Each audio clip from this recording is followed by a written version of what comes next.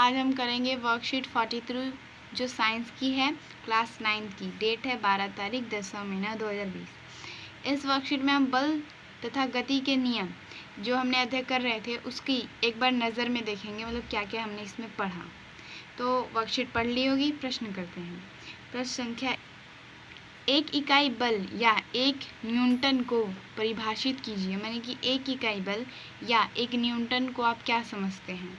तो आंसर है kg/m² या न्यूटन 1 न्यूटन कहा जाता है। यानी कि kg/m² को हम 1 न्यूटन भी कह सकते हैं। ये कैसे होता है? जब कोई बल 1 kg द्रव्यमान वाली किसी वस्तु में 1 m² का त्वरण उत्पन्न करता है तो वो 1 kg/m² या न्यूटन 1 न्यूटन कहा जाता है। प्रश्न 2 पर चलते हैं। संवेग एवं बल के SI लिखिए। तो आंसर है संवेग का SI मात्रक क्या होता है? kg/ms और बल का SI मात्रक kg/ms², या फिर हम n भी कह सकते हैं इसको।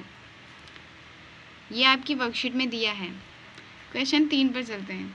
गति के तीनों नियम लिखिए। यहाँ पे आपको तीनों नियम लिखने हैं गति के, तो मैंने एक एक करके लिखे हैं। तो पहला नियम देखते हैं उसमें क्या है। प्रत्येक वस्तु अपनी स्थिर अवस्था या सरल रेखा में एक समान गति की अवस्था में बनी रहती है जब तक कि उस पर कोई बाहरी बल कार्यरत ना हो। इसका मतलब है कोई एक ट्रक जा रही है, वो जाती ही रहती है एक समान, जब तक कि कोई ब्रेक ना आए वो रुकेगी नहीं। उसे कहते हैं गति का पहला नियम।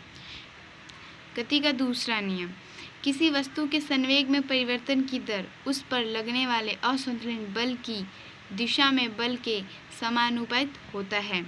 यहाँ पे क्या है? किसी वस्तु के संवेग में परिवर्तन। संवेग क्या होता है? किसी वस्तु पर जितना भी बल लग रहा है उसे कहते हैं संवेग। तो उसमें जो परिवर्तन का दर होगा वो होता है गति का दूसरा नियम।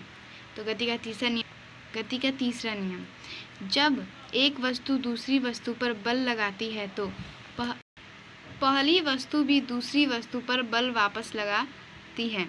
ये दोनों विरोधी बल मात्रा में बराबर तथा विपरीत दिशा में होते हैं। इस बल के अनुसार मान लो ये एक पेन है, इस पे ये एक बल लग रहा है और ये एक बल लगा है। ये दोनों बल बराबर होंगे और मात्रा में होंगे, लेकिन ये इधर जा रहा है, ये इधर जा रहा है, तो ये क्या होंगे? बराबर और विपरीत दिशा में होंगे। क्वेश्चन नंबर 4 कहते हैं, गति के दूसरे नियम के कोई 2 अनुप्रयोग लिखिए। यानी कि कोई दूसरे नियम है उसके उदाहरण लिखने हैं। यहाँ पे हमने दूसरे नियम के कुछ उदाहरण लिखे हैं। दो क्रिकेट के खिलाड़ी हैं वो बॉल पकड़ने के लिए अपने हाथ पीछे की ओर ले जाते हैं। जब बॉल आती है यानी कि अपनी बॉल आती है अपनी गति में, तो जब क्रिकेट पकड़ते हैं तो पीछे की ओर अपना हाथ लेते हैं ना, तो ये हो गया दूसरा।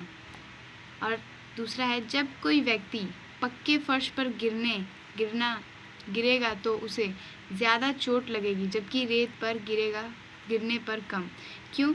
जब कोई व्यक्ति पक्के फर्श पर गिरेगा तो क्या होगा? पक्का जो फर्श होगा पीछे नहीं जाएगा, पर रेत जो वस्तु होता है, जो भी रेत पे व्यक्ति जब रेत पर गिरेगा तो रेत थोड़ा पीछे जाएगा क्योंकि व्यक्ति का भारी वजन होता है, लेकिन फर्श नहीं जाएगा, तो जिसके कारण फर्श पर ज़्यादा चोट लगेगी और जो रेत है उस पर कम।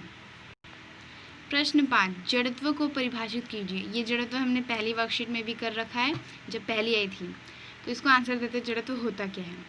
अवस्था में परिवर्तन का विरोधी करने का गुण जड़त्व कहलाता है। जो पहला नियम होता है गति का, ये नियम जो कि अपनी स्थिर अवस्था या फिर सरल रेखा में एक समान चलती है, तो इस नियम में जड़त्व आता है। जैसे कि अब ये स्थिर चलेगा, अब इसका जो कोई विरोध करेगा वो होता है जड़त्व। यानी कि जो जड़त्व होगा वो विरोध करने वाला गुण होगा, उस अवस्था को विरोध करने वाला, तो उसे जड़त्व कहते हैं। अब ये वर्कशीट हमारी पूरी हो गई। अगर आपको अच्छा लगे तो लाइक करें, और कुछ भी डाउट हो या फिर आपको ये कैसा वीडियो लगा वो कमेंट में बताएं, और इस चैनल को सब्सक्राइब करें 9th क्लास की ऑल वर्कशीट के लिए।